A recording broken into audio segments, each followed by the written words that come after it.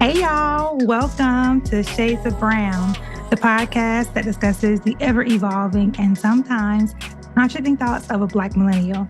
I'm your host, AlyB, and I'm so very grateful that you are here with me. If this is your first time with me, a very special welcome to you. This week, our friend Keith Roberson is back.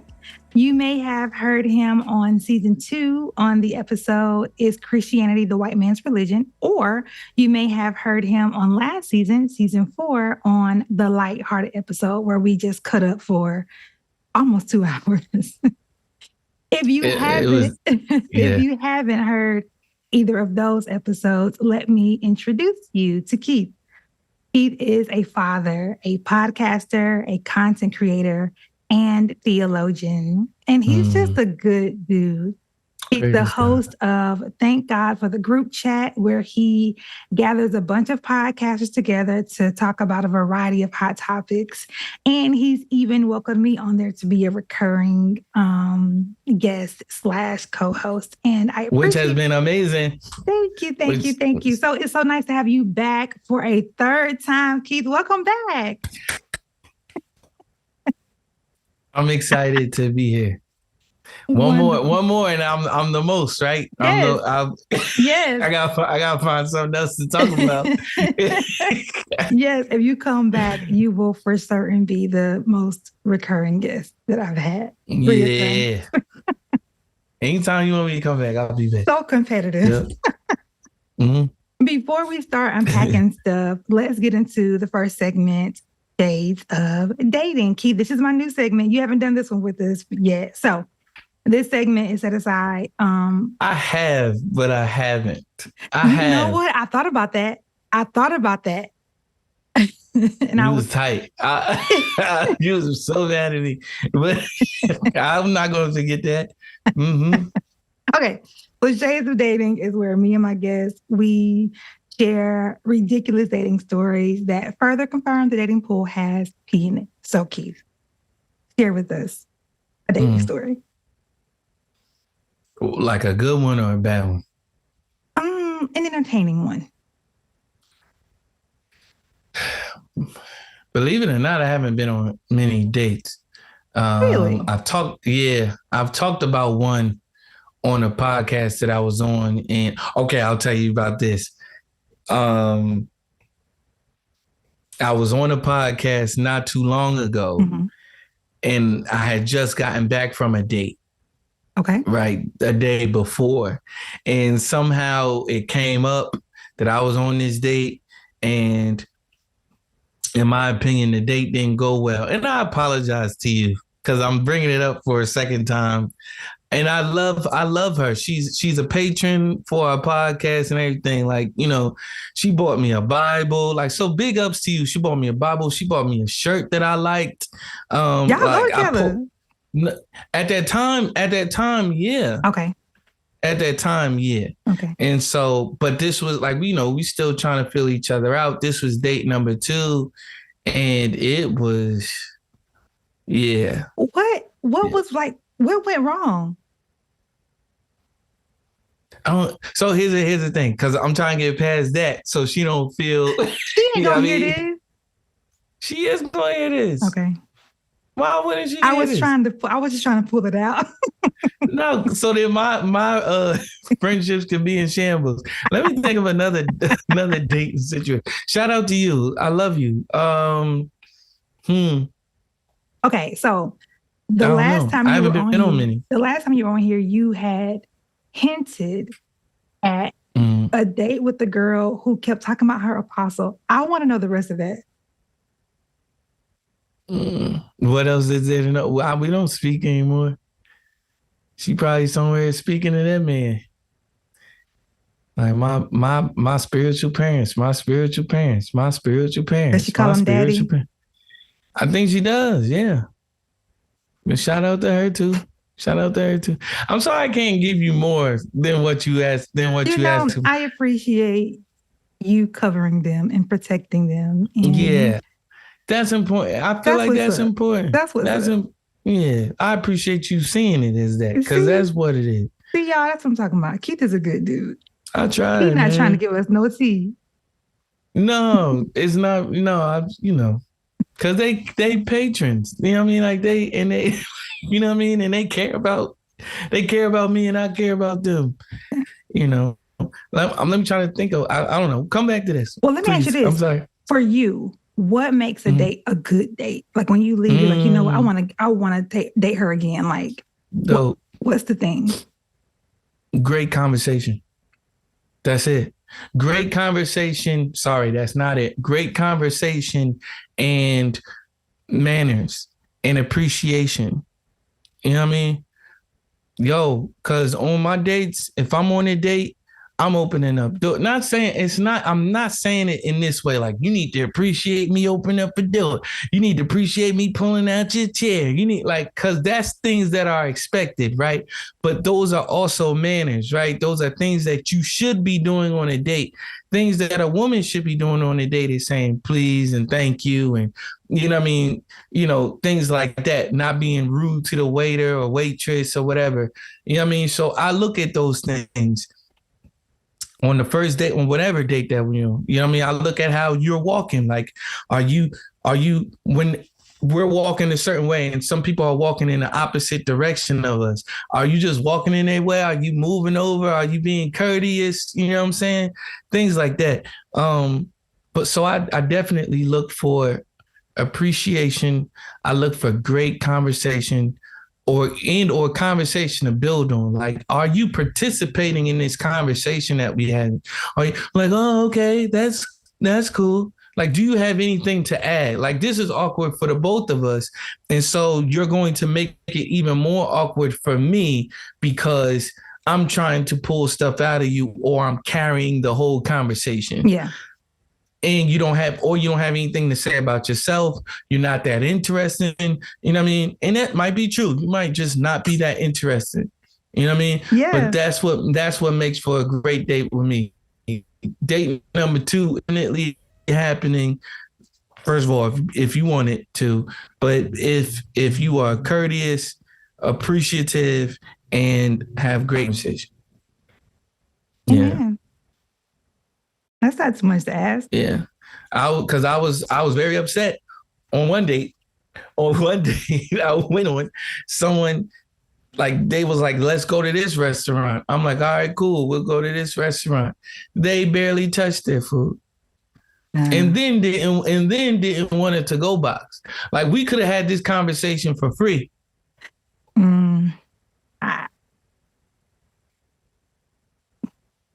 Yeah, I've done that. But I will take a to-go box just so that they think I'm appreciative. I'm not gonna eat it, but I just don't eat a lot. Like after 3 bites, I'm full. Really? Yeah. Yeah, take a to-go box though. Like, don't they ask, did you want anything to go? No. I'm like, girl, if you don't take that. I be feeling bad though. I be like, dang, like I feel like I'm wasting this man money. But you know what I feel like I should do going forward? Like going forward, and hopefully there's not too many more going forwards as far as like different people that I'm dating. But this is what I expect. I'm 33. Ma'am, this is what I expect from you. If you don't do this, don't come. Oh man, that's hilarious. Mm-hmm. It's funny because I'm reading between the lines and I know that based on what you're sharing about what you think is a good date, it's telling us what happened on them bad days. Okay, yeah. I don't mean anything out the way either, people. I don't mean quid pro quo or anything like that. I'm just like, yo, this is just what should be happening. Like if we went on a G-rated date, which these were, like, this is what should be happening. This is what I'm saying. Okay. This is what I expect. And I'm gonna start telling dudes, hey, like the food is probably phenomenal. I'm just really full. So don't be mad. But there's gonna be food left. There'll be a lot of food left. And I can't tell you what to eat. I can't tell you how much to eat. But the thing is this, you asked to go to this restaurant. Yeah, that's the part. you ordered this food and didn't barely touched it, and then didn't want a to-go box as if you paid for it.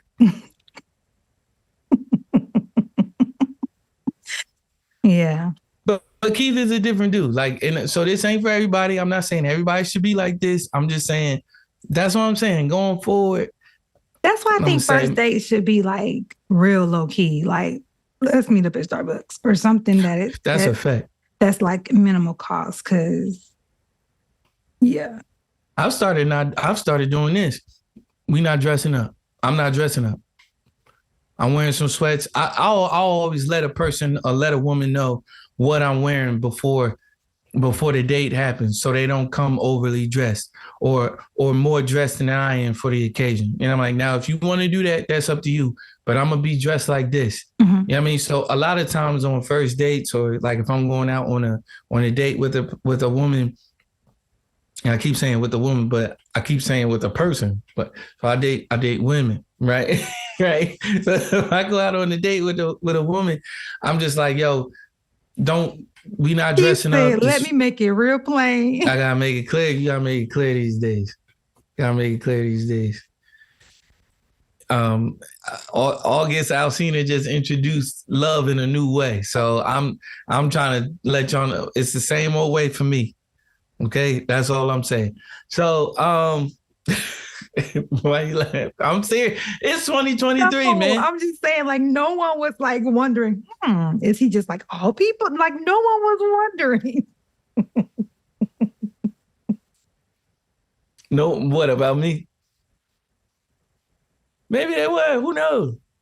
I ain't want nobody thinking that they had a chance. That didn't have a chance. Like, I'll go out on a date when I go out on my date, I'll wear a slacks. Okay, don't wear slacks because if you're wearing sweats. Like, no, sir. No, so, I just want, I mean, we're trying to get over the preliminary stuff. We're thinking about all of that type of stuff. There's already so much pressure. So, dress down. You know what I mean? First date, we'll do something real chill. Maybe the second or the third date, more than likely, we going here. We going to, I want to go to this play. I want to go to an orchestra, so like some sort of concert like that. So yeah, it's black tie. You know what I'm saying? Mm-hmm. So.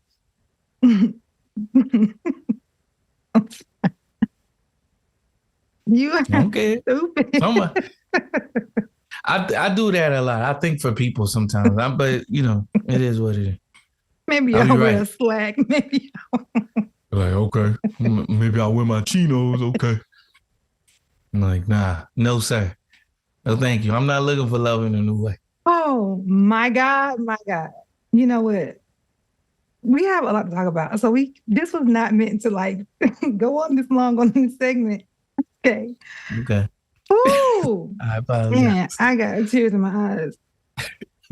So the last time you were here at the end of the episode, we were joking about, you being a Christian and having a baby out of wedlock, right? Mm-hmm, and why you put it in quotes? I had a baby and I wasn't married.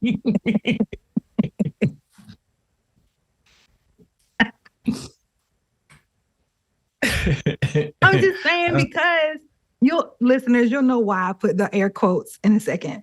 But after joking about it, you revealed that you and your child's mother decided to have a child in an unconventional way. Yeah. And you also hinted at some custodial issues that you've been facing, right? Naturally. So can you, let me say my phrase. Let's unpack it.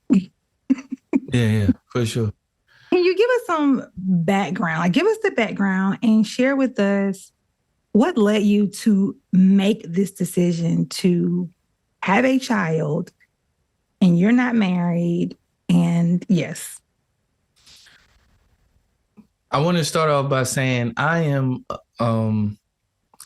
a different person now than the person I was at 29. At 29, I didn't realize it at the time, but I was trying to be God. Okay, say more. Of course, I got you. I'm just gonna leave it there. Nope, I was trying to be God. That's it. No, I was trying to be God for people. In losing myself and losing everything in the process, and didn't know it. Didn't know it. Um, Keith at 33 today can say that, knowing where he messed up, knowing that the enemy can take your good intentions and attempt to do evil things with them. The enemy loves using Christians. You know what I mean? And so I'll start there, and I guess you'll understand it better by and by, right? So I'm 29. I had a friend, she had health issues. She had endometriosis. And so, for years I would ask her like, yo, where you at with that? Because I thought that she would make a great mom. And I guess that thought process stemmed from my mother's friend, who was an aunt to my sister and myself. Mm-hmm. She's now in her 60s. She never got married and she never had kids. And that was like a big desire of hers.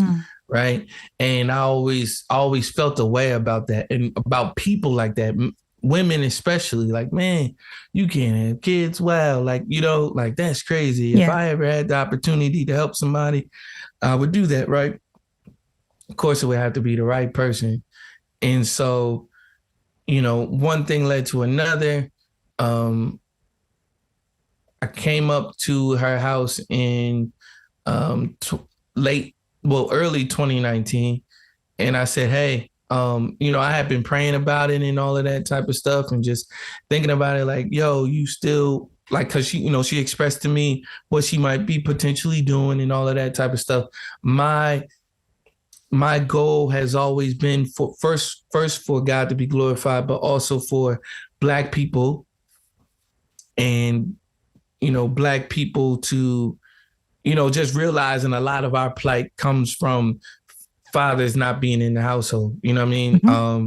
So I've always been big on that. I'm like, okay, well, if this woman's going to have a baby, she got to have a baby with a dad. You know what I mean? Mm-hmm. Like, because she's going to have a Black baby. So might as well be this, whole thought process. Prayed about it, did pray about it. So and because I prayed about it time and time again, and because I do feel like I heard from the Lord, I don't regret it. Mm-hmm. I regret certain things that I've done in the process, and or didn't do in the process, right?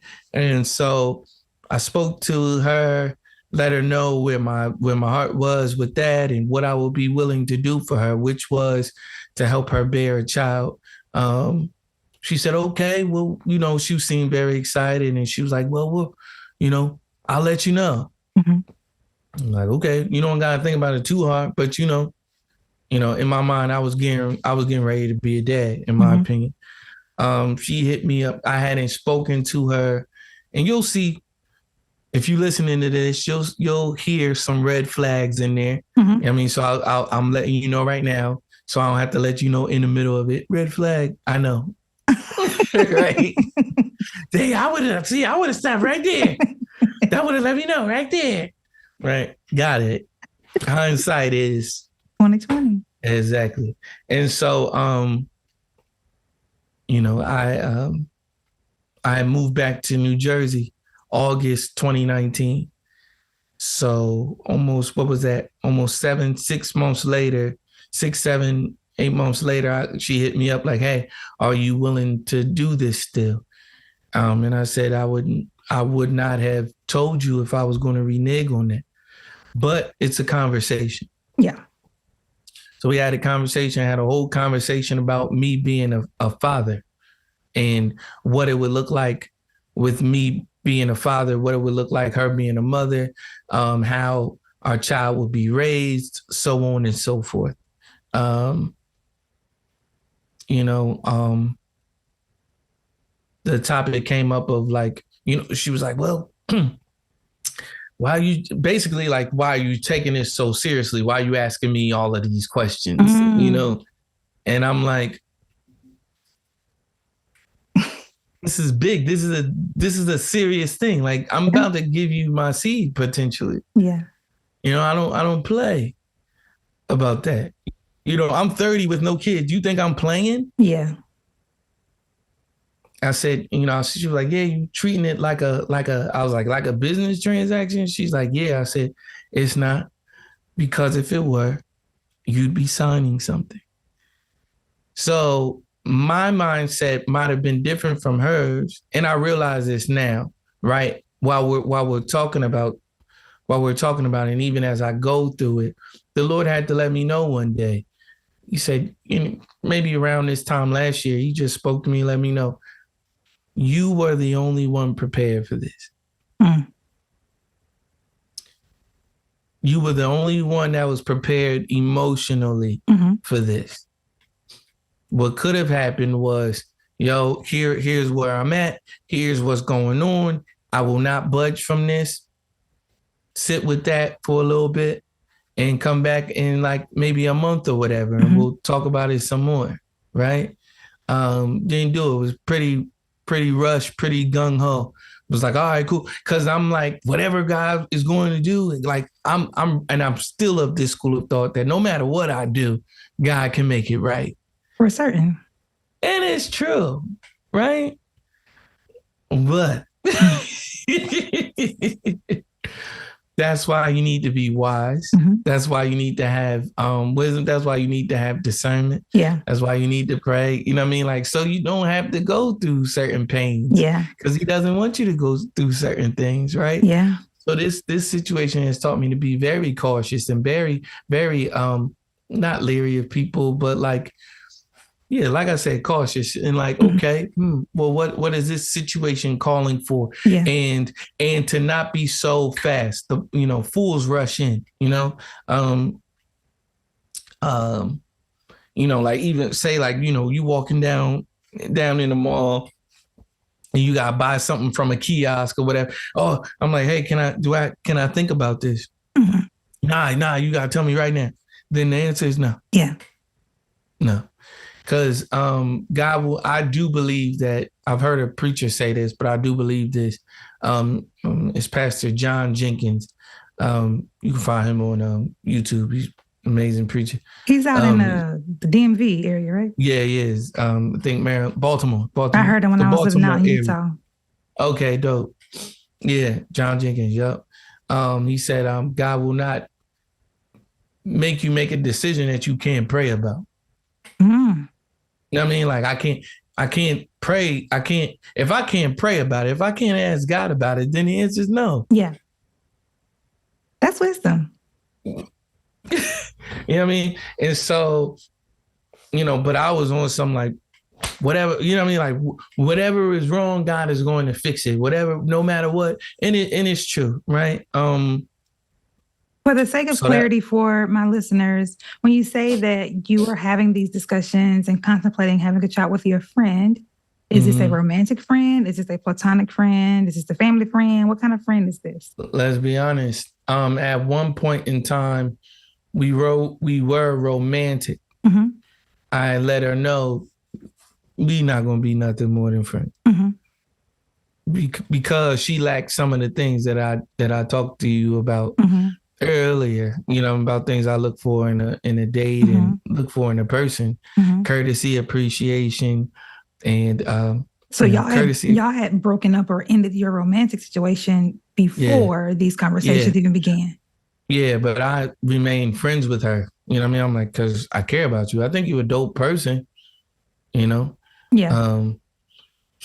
And so, with that, I came back to a few weeks later because like the Lord was like, I was like, okay, well, I don't know if you want me to like have sex with this woman to do this. I don't think, and, of course, it's very clear about that. You know what I mean? Like, okay, all right, so no, we're not going to have sex at this baby, but I was like, how do I tell her this? You know what I mean? I don't want her to renege. I don't want her to say, and then that's when I realized I want this child a lot. You know what I'm saying? Like, it's not just her, right? Yeah. That wants this kid. Don't try to masquerade it as if you're doing this for her. You're not just doing it for her. Did you know that then? Yeah. I knew that then. I wasn't hiding. And I even told her that in our initial conversation. I said, it is you and I. Yeah. You know what I mean? Like, we are helping one another out. You 30, I'm 30. We are helping one another. Mm-hmm. And so came back and I was like, listen, can't do the whole sex thing. You know what I mean? Don't really feel right about it. And she was like, okay. She was like, in vitro is the only way that I could really have children anyways, what I've been told. So I was like, okay, good. Yeah, Works out. Yeah. And so to make a story less long, went down there a couple of months later, did the operation, came back. 2 weeks later, she was pregnant. 2 weeks later, she had a doctor's appointment. And that is when the parental alienating started on her end. During the pregnancy. During, very much so. And it's been a very trying task ever since. But I'm sure we'll get to this. I have peace now, like just real peace.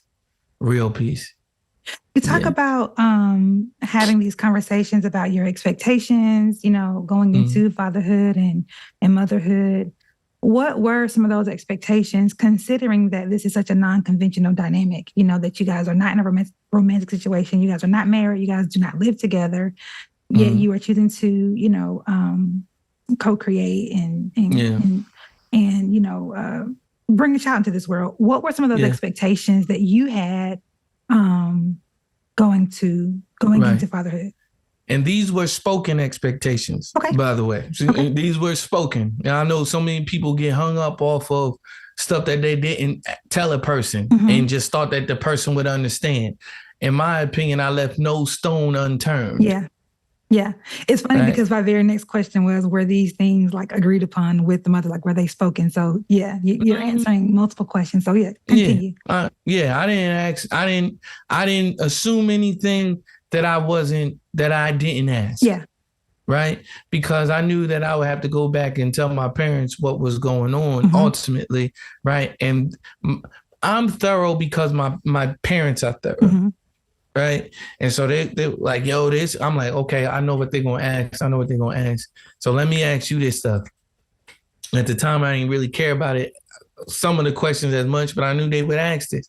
I'm like, yo, time that they'll be able to be with me up here, because I was in Jersey at the time. I have since moved to be closer to my daughter. You know what I mean? But at the time I was there and had no plans on moving. Okay. Right. But since everything happened, I'm like, I don't have any choice but to move. So y'all went into it long distance. Yeah. Okay. Yeah. And this is right before COVID. Right. So COVID put another factor into it that wasn't there before.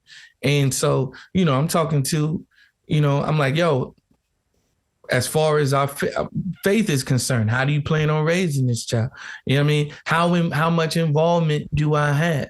How much do you want me to see them? How much can I see them? Let's talk about child support. Let's talk about family. Let's talk about when I'll see them without you. You know what I mean? Let's talk about again, I left nothing unturned that I knew that I cared about, and knew that I should care about as a father. Yeah.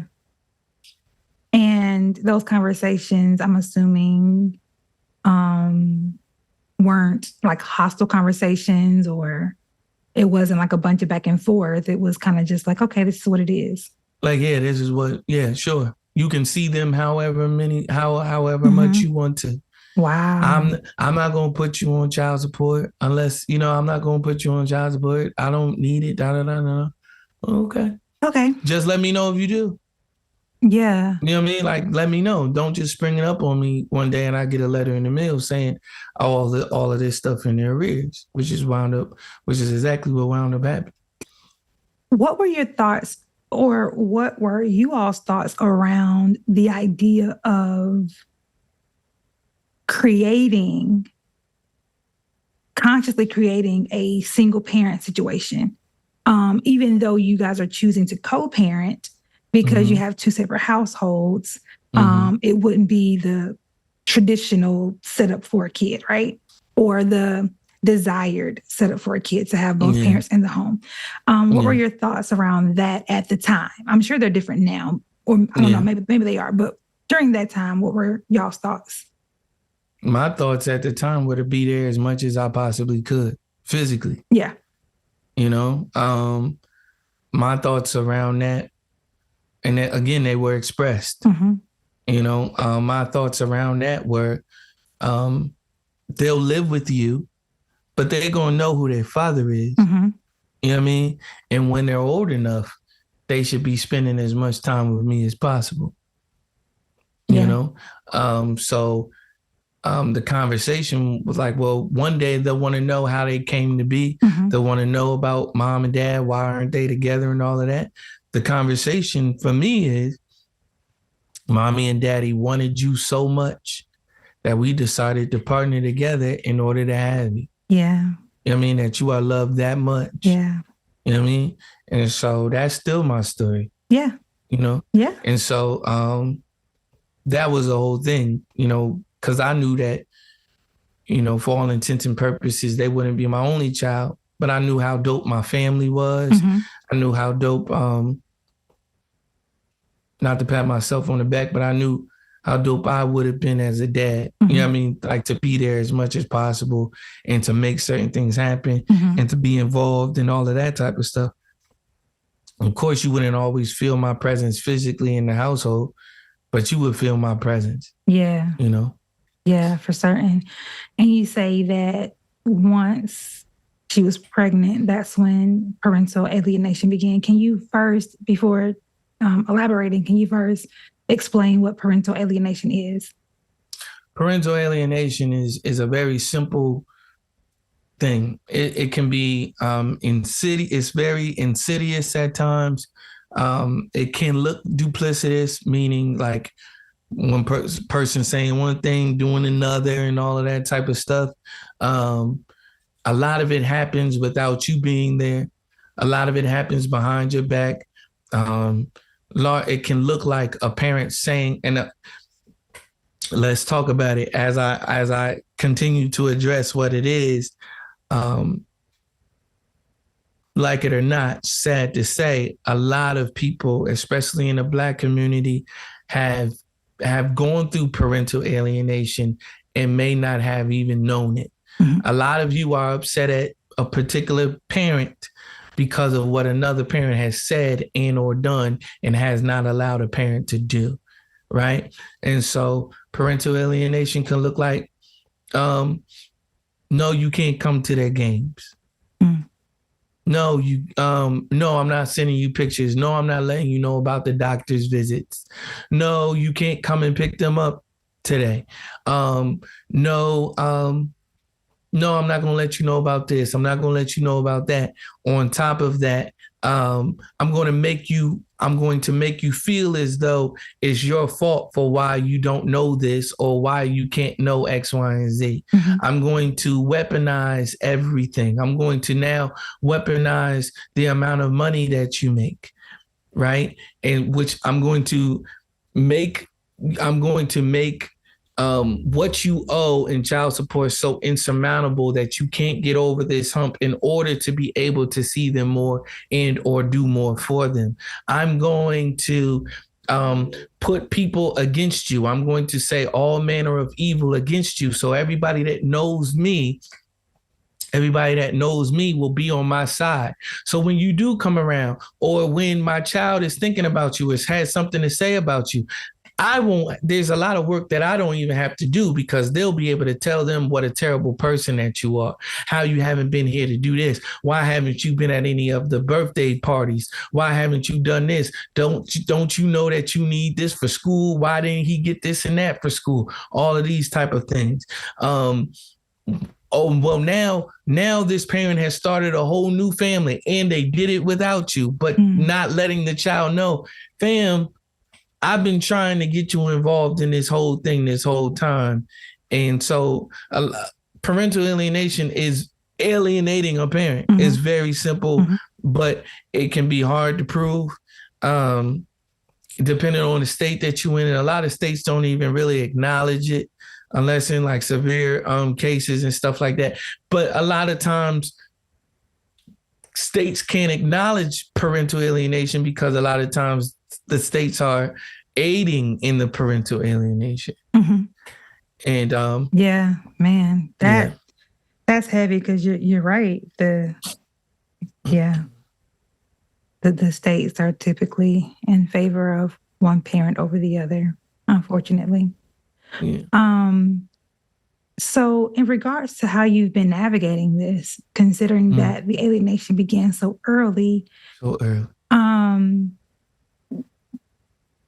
What measures did you put in place? What things did you put in place to sort of circumvent or mitigate this sort of thing? And how successful have you been? Just tell us how you've been navigating all of this, because I imagine it could, be a huge toll on you day in and day out, knowing how much you wanted your child. I'm not sure if we're saying her. Are we saying the baby's name? Yes, okay. Absolutely. So your child, what is your baby's name? Bailey. Knowing Bailey how much you wanted Bailey here, knowing that she was thought of and considered and planned and prepared for. And now that she's here, and things aren't going in the way that you both planned for them to go, how have you been navigating all of this? I've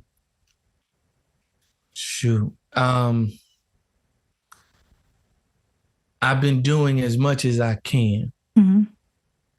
And I've been doing everything in my power. So let's break it down, because I feel like when we have conversations about this, right? And let's keep it a book. The majority of my listeners are Black. The majority of my listeners are Black women, right? And there is a certain narrative in our community about absent fathers, which has been debunked, right? Because studies now show that Black fathers are the most present in comparison to non-Black fathers.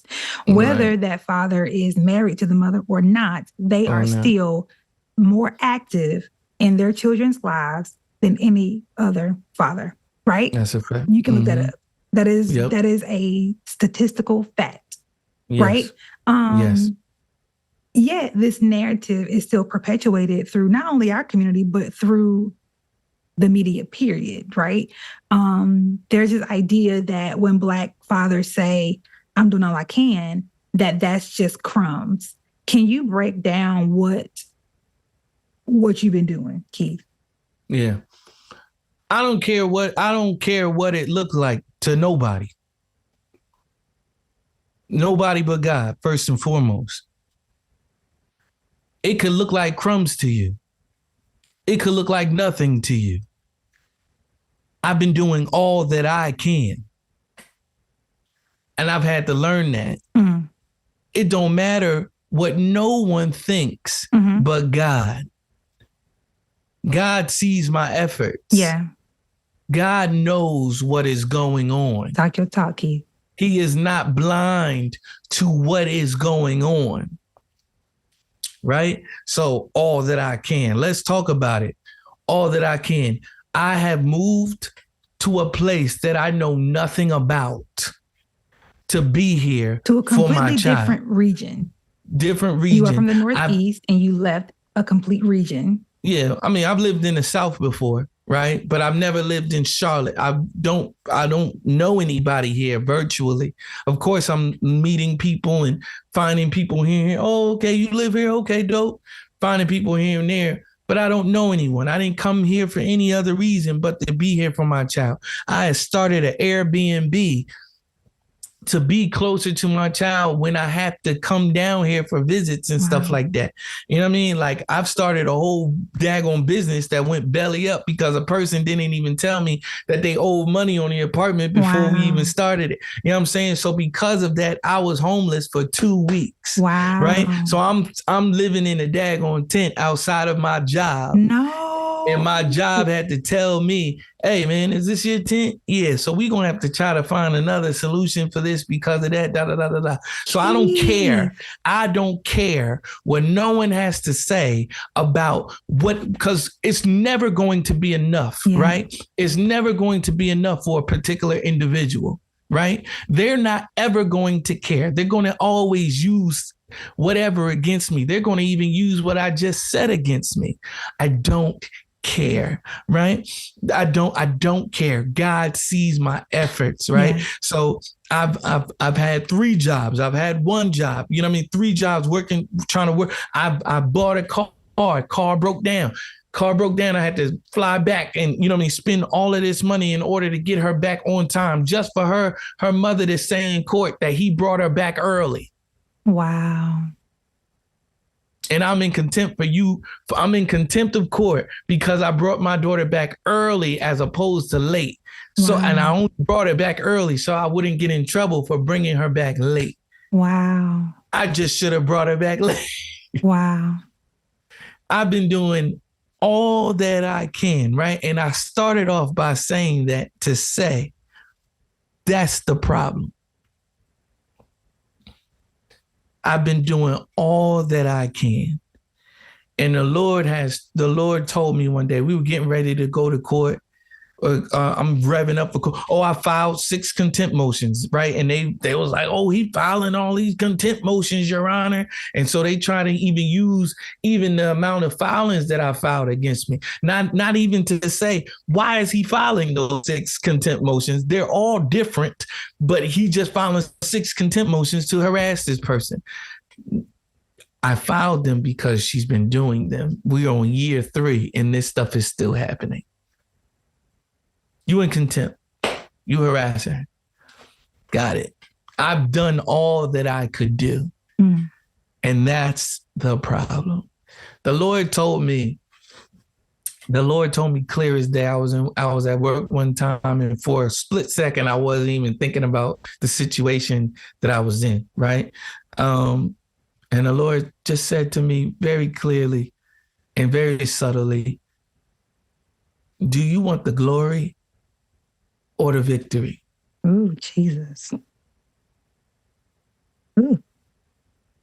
I'm in the bathroom like, whoa. I'm in the work bathroom like, yo. I'm just trying to mount these tires and go home. Like, whoa. Wow. Do you want the glory or the victory?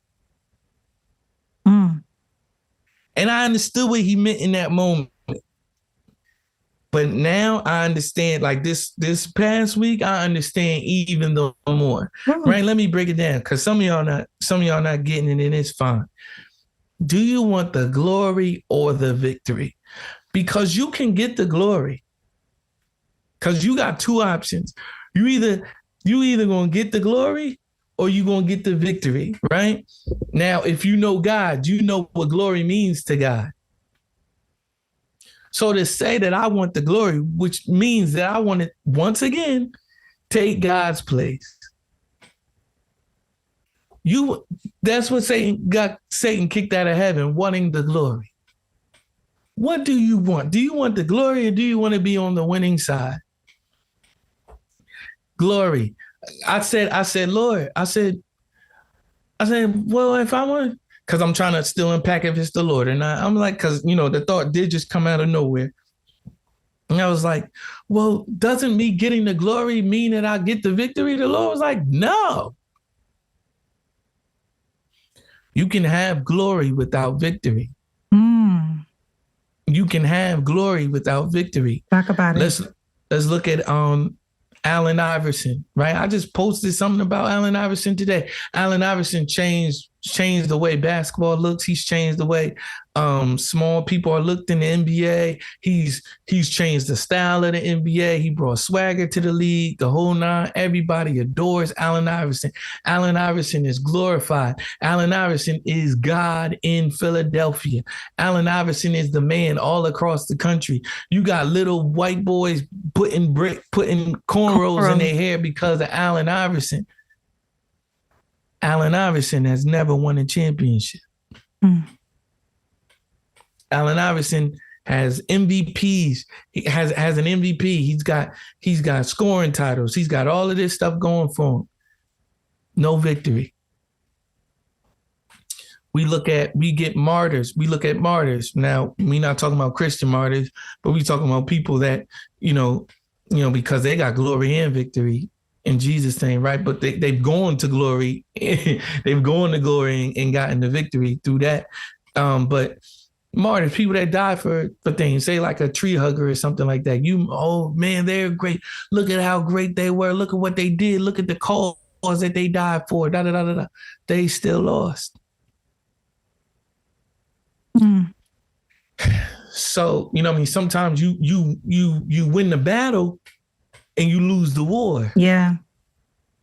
Yeah. I knew what glory versus victory meant. Do you want to do it? Yeah. Or do you want me to do it? Mm. Do you want everybody to say, Keith, what a great dad you've been. You fought for your daughter so hard. Mm-hmm. Man, you went to court. Man, you represented yourself. Man, you didn't need a lawyer. Look at how you outwitted the judges, how you outwitted the lawyers, what you said in court. Keith, you ain't say that. You said that. Man, look at all that. Da da da da da. No visitation. No, nothing. Your daughter just, she might hit you up when she's 18. You ain't got nothing to show for it. Yeah. But man, you really, really fought hard for your daughter. Do you want glory or victory? Mm. What did we talk about? What did we say what it was going to be? What did we say that we wanted to happen? What have you prayed to me about? What have you spoken to me about? You cannot do any of that in your power. Matter of fact, this is what I want you to do when you go to court. I want you to take all of your offenses off. I want you, because you going in there pointing the finger saying she did this, she did that, this is not the case for that. I just want you to defend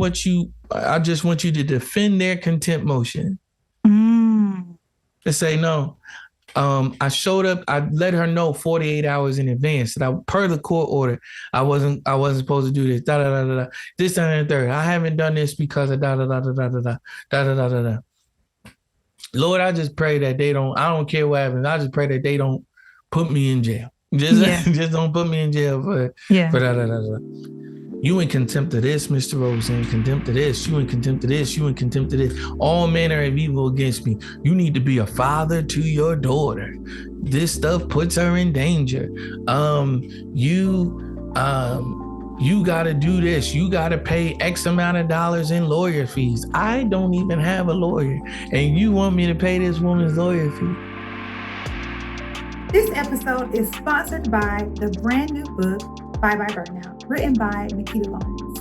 Nikita is an international speaker, best-selling author, HR leader, and executive coach, mentoring corporate women to rise, accelerate their purpose, and successfully navigate their careers in and outside of corporate America. Nikita helps women dismantle the negative patterns that have been keeping them stuck, exhausted, unsure of themselves and their worth using a simple framework. Her book, Bye Bye Burnout, is a no-shame guide written to help successful women leaders unpack their stressors, find freedom from exhaustion, and experience more peace in their life and work. This book is not a replacement for medical advice, but is a trusted companion to your medical provider's recommended treatment or recovery plan. Bye Bye Burnout is a must-read for women, moms, wives, sisters, co-workers, and friends going through a season of hardship or transition who want peace and need to silence the outside noise to hear from the small, still voice inside. Purchase your copy at www.wakeupyourgift.com and save 10% using the code Shades of Brown.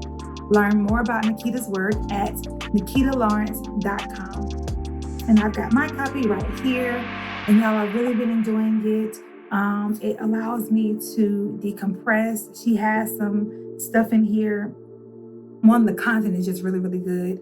And before each chapter, there's this affirmation or phrase where I can like color in, So I've been like coloring in stuff, and it's really been relaxing along with reading such good content. So good that I've gone and bought her other book. So I'm waiting for that to arrive as well. And yeah, this is really, really good, guys. So again, you can purchase your copy and save 10% using the code Shades of Brown. Thank you to our sponsor. Back to the show. You can have a lawyer, and you want me to pay this woman's lawyer fee? Okay. I'm driving home hot. Yeah. I'm so upset and flabbergasted, gobsmacked even. I drove an hour and a half in the wrong direction. Wow. And I was like, I was just so befuddled. Yeah. Like, what? I'm going to sink. Like, I know me. I'm not going to stop. Yeah. I'm just going to keep going back to this court and just be sinking and losing and da-da-da-da-da. Like, because I'm not a lawyer and I don't have a relationship with the judge and all that. I ain't go to this and that school. I turn around, start going the right way. I'm out of gas, like really bad. And I was like, I'm mad at you, but I got to ask you to help get me to a gas station. Right? So the Lord helps me get to a gas station. I call my mom. I talk to my mother about some things. And I was like, I'm losing. Like, my faith is shaking. Yeah. My faith is really shaking. Like, what am I missing? Like, am I hearing from him wrong? You know what I mean? Like, or am I not really hearing from him at all? Like, what is going on? I'm like, cause he told me this. Like, she just let me talk, and I was like, but I can't. Cause I'm trying to think of other places to turn to, and I can't turn nowhere else. I say, yo, you are my only hope. I have no hope outside of you. I don't trust anything outside of you. Yeah. Other than myself, apparently. The Lord would come to show me. Like, man, I can't do nothing but trust you. And I was like, and you know what? I'm so mad at you. I'm so mad at you, man. Like, we were supposed to be doing this. You set me out on this mission. You did. So you know what? You do it. And as soon as I said that, he was like, finally.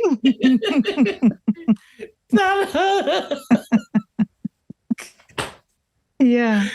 Thank you, sir. Yeah. Thank you. I'm like, because we both can't fight. Which one of us gonna fight? Yes, and I was in that when I got at what I've come to understand right now is the full revelation of victory or glory. Yeah. Like, do you want the I don't just mean stop doing certain things. I don't just mean get out of the way. Yeah. Stop fighting this. Stop fighting this altogether. Right? Because the Lord brought up to me. Because my contempt motions were next. So, right, and they are next, right? So on Tuesday, I'm going to go into, a lawyer, I spoke to a lawyer, and then they wanted something crazy. I'm like, I can't give you that right now. But they wanted to purge the whole thing. And I was like, I know that's God. I'm like, okay. All right, well, I guess we're getting ready to purge. And then when I couldn't get the lawyer, I'm like, all right, well, it's time to fight again. And the Lord was like, no, no. I want you to do this, and I want you to take off all the stuff that she did. Don't go to court, talk about what she did. When you go back to court, because the next 5 of these are yours, I want you to get them dismissed. I want you to dismiss these cases. And I was like, you know what? And I'm here now. So I'm like, okay. Yeah. Because the amount of sleep that I did not get, You know what I mean? Like the amount of stress that I was under, keeping track of all of the wrongs and stuff like that. And, oh, I gotta buy this, I gotta buy that. Oh, now I'm gonna get you, God, we gonna get you. The Lord was like, if you go into court, right, and say somehow you do win, what are they gonna say? What is everyone going to say? Keith, you did this? Oh man, what an amazing job he did. He's so smart. And what are you going to say? You're going to say, all glory to God, praise God. Get out of my way. Yeah. I want to make it so undeniable that they don't know, that they going to know that it wasn't nobody but God. They're not going to be able to accredit it to anybody but me. Move. I'm like, I got it. I'm going to move. I'm going to get out the way. I'm going to trust you. Cause I'm keeping records of wrong. Like, I'm like, the Lord just subtly, love keeps no records of wrong. I'm like, and I know as hard as it is right now, I am called to love that woman. I'm called to love her. Not in that way. But I'm not in that way. But I'm called to love her like how I love everybody else. Yeah, for sure. And I don't keep no records of wrong for nobody else. So why am I trying to keep records of wrong for the mother of my children? That's me saying, or the mother of my child, that's me saying, I don't trust God. I don't trust that God has it. I don't trust God to vindicate me. I don't trust God to vindicate my daughter. I don't trust that God sees what's going on. I don't trust that God cares about me the way that he says that he does. I don't trust God to punish evil the way that he said that he would. I don't trust God to be who he says that he is in my life. Maybe he is in other people's lives. Now you're trying to get into my business. I'm appreciated. Wait a minute. Wait a minute now. We talk about you. We're not talking about me. Talking about me. This ain't about me. My bad. Tread lightly, not tread lightly. Wait a minute.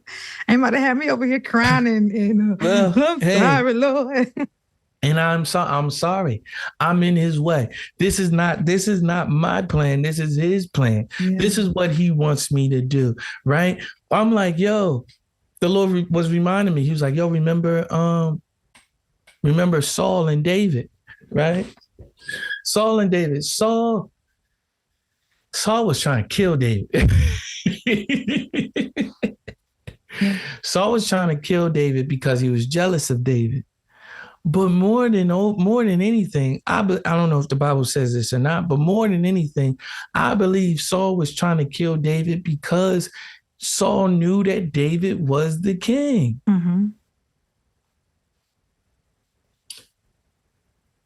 David. So there's two things: truth and fact, right? Fact is what the world says about a thing. Fact is what is happening. Fact is what we can physically see. Fact is, facts are facts. I don't have to explain facts, right? Facts is something everybody knows. Facts and all of that. But facts and truth are different. Facts is what the world says about a thing. Truth is what God says about a thing. So it was factual that Saul was king, but that's not what was true. David was the king. But David didn't walk in fact. David walked in truth. What's factual is, I got X amount of visit days. I got to pay X amount in child support. She not letting me see her even on some of those days. And she not in contempt of none of this stuff. I got to do X, Y, and Z. I'm the one going to all the visits. I'm the one picking her up and dropping her off. And on top of all of that type of stuff, on top of all the child support, I got to pay daycare. And I got to pay for clothes and all of this type of stuff. I got to do all of this stuff. And then she reaps the benefits of it. All of that tough stuff is factual. All of this stuff is factual. It's factual. You kept me from my kid. You stole my seed from me, is what you did. Because I didn't get this far in that story, but she didn't let me come to the birth of our daughter, and subsequently did not put me on the birth certificate, and still hasn't put me on the birth certificate. But when child's born on, all of this stuff is factual. All of this stuff is factual. Miss, my daughter's mother is hung up on what is true. I'm on the birth certificate. You not. I'm X, Y, and Z. I got this going on. You don't. All of that is factual. But what's true. Yeah. And that's what you're fighting. What is true. Right? Yeah. And so it was factual that Saul was king, but what was true is that David was king. David didn't walk in fact. David walked in truth. David was running from Saul, right? And David had an opportunity to kill Saul and let it all be done with. I ain't talking about physically killing nobody, so don't think that.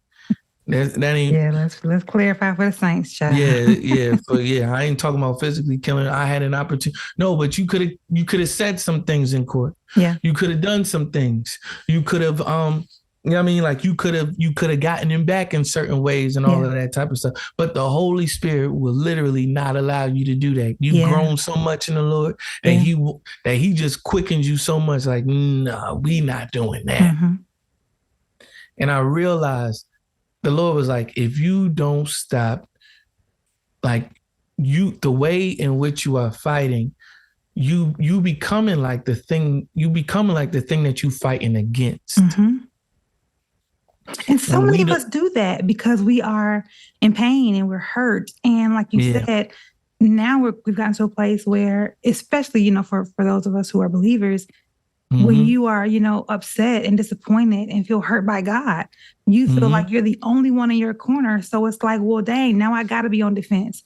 So let me fight my own battle. Let me figure it out because I'm tired and I'm hurt. Right. And maybe you want me to fight this way. Yeah. It's like, I need you to stand still and know that I am God.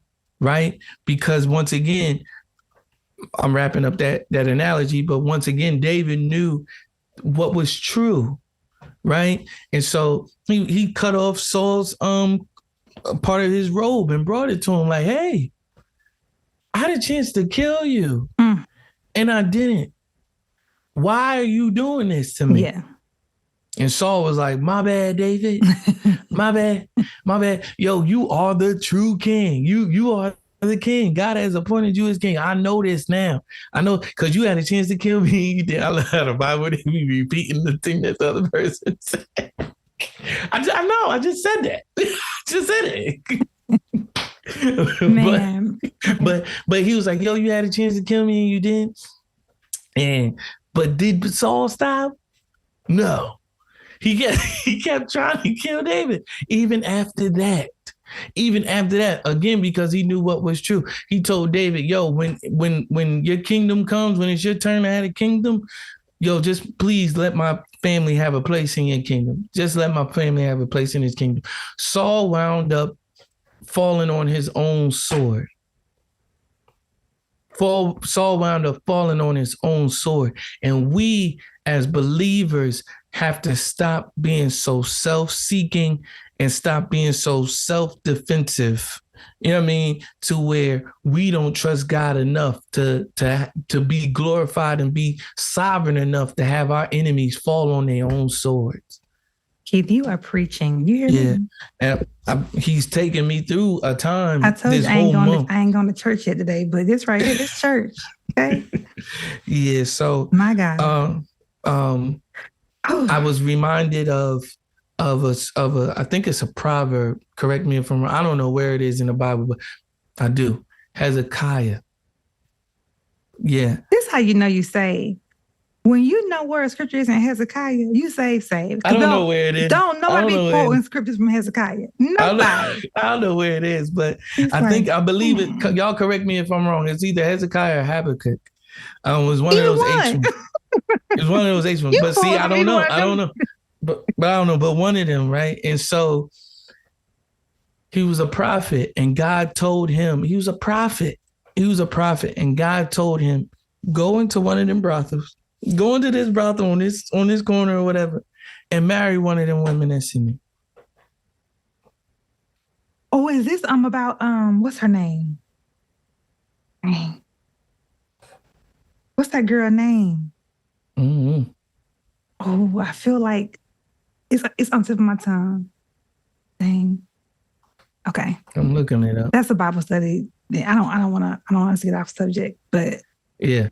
But he said, go in there, marry her, right? Yeah, I'm please trying look to it up because it's on the tip of my tongue and I cannot think of it. Oh. Okay. You know, I don't think it's Hezekiah because we would have been. What is her name? Hosea. How did God command Hosea to be with I don't know who the woman's name was.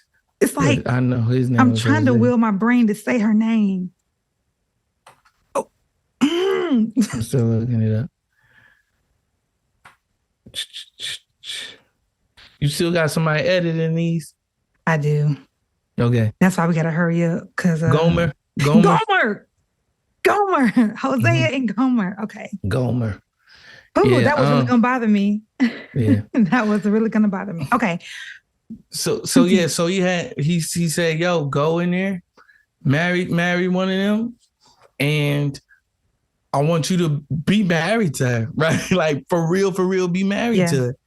And so he was like, yo, when she in there doing whatever she doing with somebody, I want you to bring food on the doorstep so that she can eat and stuff like that. So ultimately what would happen is at first she thinks that it's her, that he's doing it, that the other guy is doing it or whatever. But then you would come to realize, no, God, but you know, it's really like God trying to show him his heart for Israel and all that, even though he legit married her, right? But like, this is what I gotta go through. I want you to go through this. You know what I mean? Because I'm going through this on a whole bigger scale, right? It's like, yo, like, and like even going the second mile, right? Like, yo, they ordering you to pay 7 X, Y, and Z. I want you to pay 800 X, Y, and Z. You know what I'm saying? And I'm like, he was like, do it my way. You know what I mean? You don't gotta, you remember, you wrote a whole song about not having to scheme and plot because you in Christ.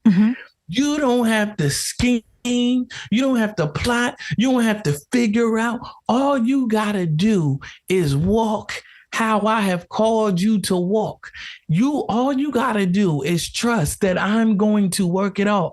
All you got to do is trust that vengeance is mine, declares the Lord. You think I don't see this, and I do. You think this don't upset me, and I think that's a part that a lot of times we miss. We think that God ain't more upset than we are about the thing that we upset about, and He is. You're like, yo, you can't repay how I repay. Yo, what's going to happen is if you continue on in this and say you win this, you're going to become like them. You're going to be regretful of this, and the blood is, guess what, going to be on your hands.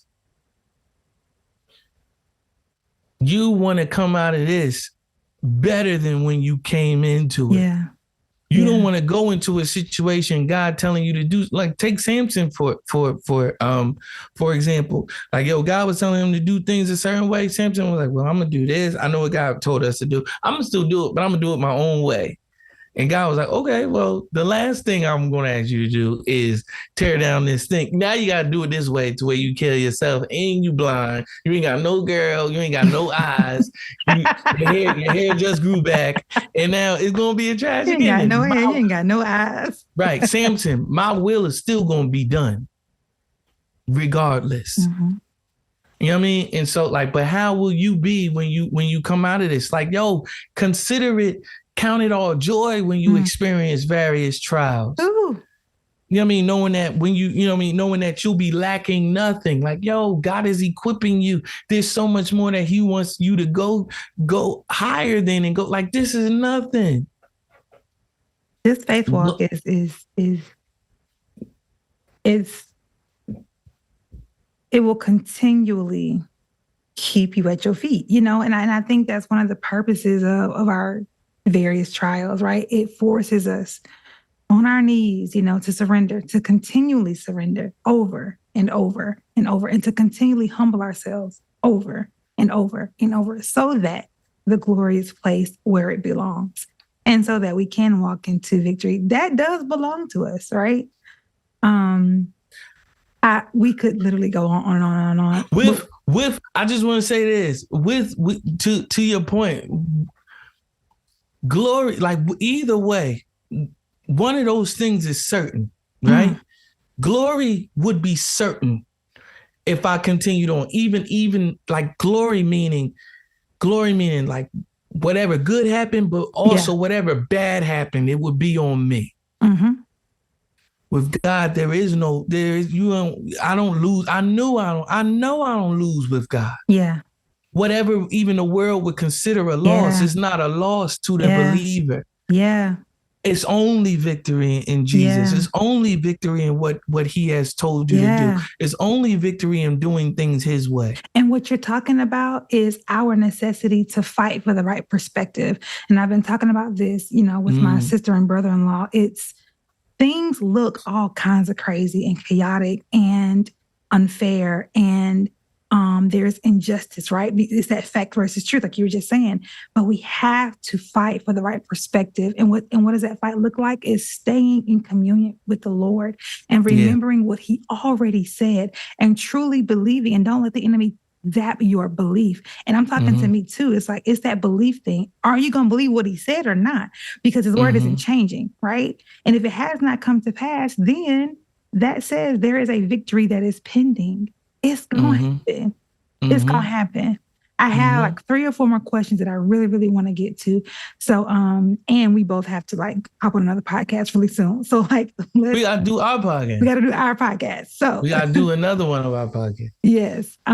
So let's get through this.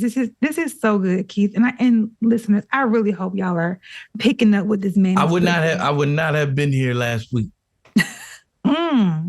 I told you, I'm like, this is very timely. I'm like, we've been trying to do this episode for quite a while. So amen. That's true. And I remember praying. I said, Lord, let me be able, no matter the outcome, let me be able to do this podcast on November 27th. You know what I mean? Like, because I don't know what the outcome is going to be. I could be just so fed up, like, you know what I mean? And so the fact that I'm here, I'm like, yo, I'm ready to do this. But like, I'm trying to tell you, Tuesday morning, Monday. No, let me say Sunday this time last week. Very different. Let's chop everybody's heads off. And if you ain't fighting for your child like this, you need to be in court. You need to be doing this. You need to be doing that. You need to be keeping all types of records. You need to be doing this. You need to be recording that. I'm a queen of a good receipt now. Listen, Lord, work on me. Okay. Yeah. I want to ask you this, Keith. One question is for you. One question is for other fathers. And one question is for Bailey. Are you proud of you? Yes, I can, and I wouldn't have been able to say that last week. I'm very proud of me. Very good. Because I stood up in that court and we was there from 9 to 5.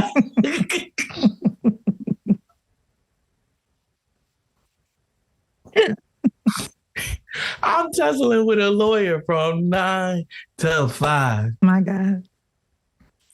All the evidence in hand. Going back and forth. I got questions too. You know what I'm saying? Like, yes. And I thank the Lord for giving me that grace to be able to do that. Very good. And how have you been self-caring or taking care of yourself during this time? How do you self-care while navigating this? I just posted yesterday. I think the self-care is coming in now, right? When I realized it's not my battle to fight. Here. Here, God. He said, cast all your cares on him, for he cares for you. Right? It says, um, come to me, all ye weary and heavy laden, and I will give you rest. Because I was like, God, I'm tired. And he was like, yes. Yes, I love when he's tired. A broken spirit and a contrite heart, he will not despise. You know what I mean? Like he said, cast all your cares on him. No, it says, come to me, all you weary, heavy laden, and I will give you rest. He was like, let's exchange yokes, my yoke for yours because my burden is easy. You know what I mean? And it's like, so like, yo, give me your burden because I can carry the heavy weight. You can't, right? So yesterday, I went to the mall. A heavy load carrier and a burden share. What is it? Heavy load share, burden carrier. It's one of them. Yeah. Yeah, but he don't share the burden though. Give it to him. I have come that you might have life and to have it more abundantly. You staying up all late at night, working on this case, you being angry, you going to sleep angry, you keeping all of these daggone hard drives and stuff, and you writing stuff down. I didn't call you to do none of that. I called you to have life and to have it more abundantly. And so I went to the mall yesterday. I watched the movie and I was like, wow, what a relief it is to trust in him, to know that he has it all worked out. There is a mountain in front of me and it's huge. And I'm like, God's going to work it out. It's not to say that you don't do nothing. It's not to say I can stop going to work because God going to come up with this $9,000 and stuff. That's not what I'm saying. I'm saying the burden of worry is not on me. I went into that quote like, I ain't got it. Like, this one of y'all keep asking for. I ain't got it, and I ain't about to have it. So, you know what I'm saying? Like, so just know, like, all right, do whatever it is that you're gonna do, because I've been trusting in the Lord. I've been doing what He's required of me to do, and so of course we live in America, but we are governed by a higher government that has our back. Just like, well, America is a bad example, but right now because of the whole Brittany Griner situation. But say America wasn't America, right? Like, but you know what I mean? You know what I mean? Like, we going over there and we gonna handle our handles so that we can get our own out of that situation. Right? I have an obligation to my son because I made a promise to him that I would never leave him nor forsake him. Period. Right? It's been said by Pastor Miles Monroe, rest his soul. He's with the Lord, where he said, he was like, God is bound by his words. That's why he don't say a lot, because he know if he say something, he got to do it. Listen. Right? Yeah. Listen. But I went to the mall. I watched the movie, and I went to work, and like I was like, I trust the Lord, and I think that's where that's kind of natural for me. Part of it is natural for me, for God to be my refuge, right? He's my refuge, but I need to learn how to rest. Yes. In that, like, it's easy for me. Well, I'm gonna tell my God. Like, okay, tell me, and then stay in the camp. Yeah. Don't be going back out there and doing all this stuff, fighting your own battles. Tell me and stay here. And stay here. And just rest. What would you say to fathers who are struggling to amicably co-parent?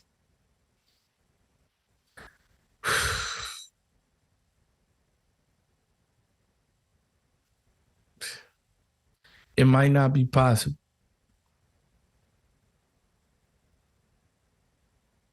I went in there, I present you, and to think that all of your efforts are going to be met with, like, look at what he's been doing and look at what she's been doing. I tried that, y'all. They used that against you. It might not be possible. So you've done what you've had to do. Give it to the Lord. Continue to do what you have to do. For me right now, it's a new approach trying to navigate that, knowing that this person cannot and will not, and is backed by the courts now to not, even though our court order says something different, but had a judge say, oh, she ain't got to do this. She ain't got to, but didn't say she ain't got to do this, knowing that she got to do this because you know she got to do this. So that's why you ain't say she got to do this. But, well, you know, we ain't got time to answer you because we too busy taking care of your children. Okay. So it might not ever happen that you be amicable. The Bible says live peaceably among all men as much as possible. Amen. A lot of times we forget that latter part. And then sometimes we remember the latter part to our own detriment. Mm-hmm. But if you trying the best that you can, well, stop trying. I'm done trying. You know what I mean? Like, just be done trying. Do what you have to do. Do what you have to do. Do what you have to do on your end legally to get the information that you need to get, right? I don't think that there's anything wrong with that today. I don't think that there's anything wrong with legally trying to get information about your child, right? You might have to send a few demand letters, not to the mother, but to the lawyers. I mean, not to the lawyers, but to the doctors, to the teachers and all of that type of stuff. Continue to let them know that you are trying to be as involved as possible. They've got parenting apps that you can ask the court to get you guys to use. You know what I mean? But if that person is being willfully like, I don't want to talk to you, I don't want to talk to you, I don't want to talk to you, try some other avenues. And then after you, like Donnie McClurkin said, after you've done all you can, just stand and trust that God saw it. Trust that God saw you did what I told you to do. You did what I've required of you to do. Now, since that person won't get out of not your way, my way, because I've appointed you to be here. There is no child that is here on this earth by mistake. There is no child that you are fathering that is fathered by you by mistake, right? So God has appointed you to know and to be a father to that child. You got to rest on the fact that they're not standing in your way. They're standing in his way. Mm-hmm. And they trying to keep you from doing what God has anointed you and mandated you to do and be. Last question. What would you tell Bailey if she were able to understand all that's happening? What would you want her to know? Do you see my efforts? Do you see all that I've done and or tried to do for you? If so, then you know that your Heavenly Father feels this way about you a gazillion times more, and that he will not stop until you are his. Mm. Ooh. That's been the goal, and that will always be the goal. Jesus Christ. She's adorable. The goal was to get her. The goal was and is for her to know him. And the Lord was like, if this is how it has to be, you have to, not saying that this is how it has to be, but if this is how it has to be, or this is how I allow it to be, you still got to know that I've got this. Yeah. The ultimate goal was for her to know the Lord. Okay? So it ain't for you to try to figure out how she's going to know the Lord and figure out how will she understand. You plant that seed and you watch me provide the increase. Man, I'm telling you, as someone who has dealt with and strives to help other adults overcome parental wounds, there may not even be a better way for a child, a daughter especially, to know how loved she is by her father fighting for her. That though she may not understand it, I know she feels it. You know, I know she sees it. And I'm certain that the tactics and manipulative measures being used to try and separate you won't work. Because she's what, 2, 3? How old is Bailey? She's 2. She's 2 years old and is just a strong will. I mean, sis be like, I don't care what you say. This is what it is. You know what I'm saying? And I'm certain that will prove to be valuable in y'all's relationship. And I look forward to seeing how this all unfolds. I'm proud of you. God is well pleased with you. And I look forward to when victory that you already have is manifested in real time. So thank you for sharing. Thank you for your vulnerability. I hope that I'm certain this will be helpful to somebody. It's been helpful to me. Because the Lord was revealing stuff to me even in this moment. But here's the thing, right? We had court on Tuesday. The judge is ripping me a new one, right? You know what I mean? And I'm trying to get over it from the day before and all of that. And I still have to drive up to get her the next day. It's an 1.5-hour drive, just about. I pull up to that door and someone is upset. And the Lord was like, do you see? Do you see the difference? Do you see that you don't have to worry about nothing, right? You just got held in all types of contempt, right? All types, even stuff that you were clearly in the right about. Clearly, like here goes the email saying that I'm gonna be there on X, Y, and Z date, and that's such and such is supposed to happen, and this didn't happen, and they still found you in stuff you clearly were in the right about. This woman, she don't respond to nothing, right? But I'm in contempt, but she wouldn't respond to nothing, right?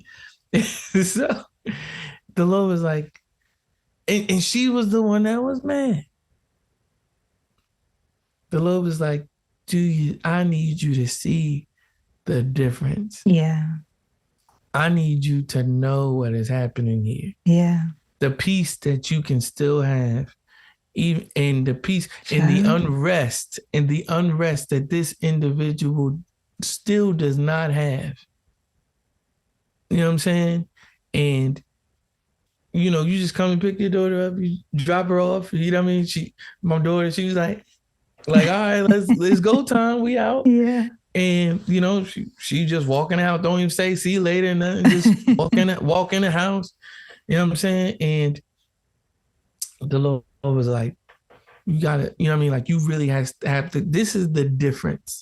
It's not the main difference, but this is a difference between having me and not having me, or not having me at the forefront at least. You know what I'm saying? Look at the anger on this person won in the natural. But again, you gotta remember, she knows what's true. You focusing on what's factual, and she focusing on what's true. And that's why you like, why you at? You focus because she's focusing on the truth. I need you to focus on the truth too. Yeah. Yeah. So there it is. Yeah. Amen. Yeah. My God. Okay, y'all. Let's get into brownie points. This segment is set aside for us to celebrate ourselves for a recent victory, whether big or small. So, Keith, what are you giving yourself brownie points for? I stood up in that court and I held them from 9 to 5 about this matter.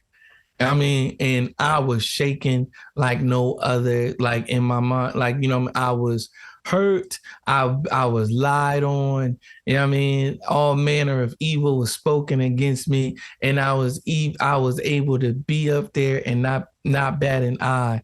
You know what I mean? And just present my case and say what it is and stand before the judge. Talk to the judge, talk to the lawyer, talk to even my daughter's mother and in an instance, ask questions and you know, get my point across, because it was said that I wouldn't be able to. You know, there was a judge before then, who was over the case and apparently gave it up or whatever and gave it to somebody else. He said, you're not going to be able to present. I don't even know if you're going to be able to present the evidence the way that you're supposed to. I don't know if you're going to be able to do all of this stuff legally. I don't know if you're going to be able to do X, Y, and Z. He said, you can't do this by yourself. They going to do X, Y, and Z. You can't do it. And I was able to stand up there and just, like my pastor was saying, say it with my chest. Yes. And just really, 9 to 5. Like, y'all, they had to go on lunch. She was like, do you have any more evidence you need to bring? I do. She was like, okay, well, we're going to take a lunch break. And then I'm like, okay, we'll take a lunch break. You know, so I praise God for that. You know, like, I don't ever want to do that again. Yeah. Yeah, but it was done. I didn't do that for me. You know, so I'm grateful. I do want to give myself some brownie points for that, but you know, ultimately, you know what I'm gonna say. All glory to God. Amen. Absolutely, because Keith was like, giggity. I am giving myself brownie points for having an anxiety-free Thanksgiving. I am typically pretty guarded and on edge at family gatherings. And this was my first Thanksgiving with family in Alabama in 10 years. So I had a lot of anxiety going into it, but day of, it was really chill. I had a really, really good time. And I kept telling myself, like, if it's good, let it be good. That's been my thing lately. If it's good, even in situations that are typically not good, if it's good, let it be good. Lean into it, embrace it, and have fun. And that's what I did. And anxiety did not win. So I'm grateful for that. Listeners, take this moment, whether it's a moment of silence or whatever, and just celebrate yourself for a moment, and do that in whatever way you feel best. Thank you again, Keith, for coming back to Shades of Brown, and thank you for sharing this, for sharing your story. And thank you for having me. I look forward to hearing from listeners how this has helped them. Please tell us where we can find you and how we can support you. Y'all can pray for me, pray the will of God for my life. Don't be out here going rogue, praying all types of stuff. Pray the will. In Jesus' name, okay? In Jesus' name. I'm gonna talk to you about that because I'm gonna talk to you about that. But yeah, pray. Yes, definitely pray in Jesus' name. That's the only way you gonna get a prayer through. Anyway, at least to the God I'm talking about. But you can find me on Instagram at robe_the_machine. I think that's what it is. MX Sheen. And so I'm gonna put it in the description, y'all, because he is the hardest to find on Instagram. I tell you, Jesus Christ. Really? I be like, nah, it's a key, nah, it's something. I'm gonna put it in the description, y'all. Robe the machine. Robe versus the machine. Robe versus the machine. It's a lot of dots and periods and stuff. It is. I'm gonna change it soon. Check. Cause I ain't versing the machine no more. I gave it to the guy. Jelly Bush. Yeah. Okay. And your podcast? Our podcast is definitely hard to find, and I made it that way on purpose. But if you go to patreon.com/Fresh Air Media, you can find us there. Fresh, HEIR Media. All right. Or you can find us on Fresh Air. You just look us up on any podcast platform, Fresh Air Media. You can find us there. Wonderful.